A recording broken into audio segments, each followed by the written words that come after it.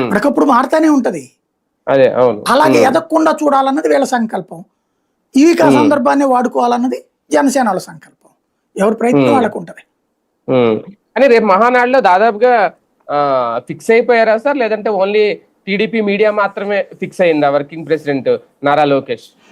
మొట్టమొదటి ఫిక్స్ అయింది అయితే నేను దాదాపుగా 2 నెలల క్రితం నుంచి చెప్తున్నా, ఇది చెయ్యాలి చేస్తారు, చెయ్యాలి చేస్తారు అనేది నా అంచనా అది.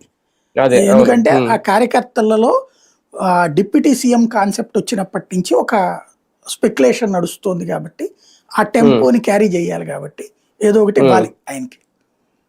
అదేం చేస్తారో చూడాలి.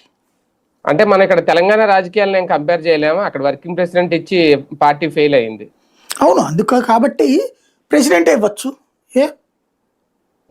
బాబు గారిని సీఎం ఆ కార్యక్రమాలు గవర్నమెంట్ చూసుకోమని ఈయన ప్రెసిడెంట్ చేయొచ్చుగా, ఆయన గౌరవ అధ్యక్షుడు కొంచొచ్చుగా బాబు గారిని, తప్పే ఉంది.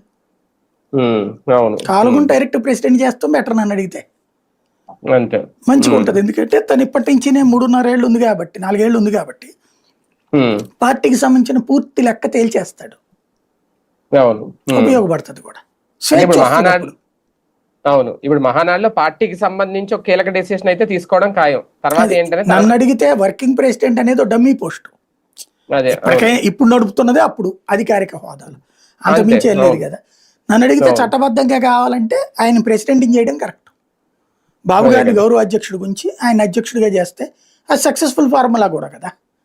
ఆ లెక్కనైతే ఆంధ్రాలో విజయం మనం జగన్ లెక్క చూస్తే సక్సెస్ అయ్యారు కదా, అదే లెక్కన. అవును, ఆమె గౌరవ అధ్యక్షులుగా ఉన్నారు కొన్నాళ్ళు, అలా అవుతుంది. రైట్, చూద్దాం. మొత్తానికి మహానాడికి సమయం అయితే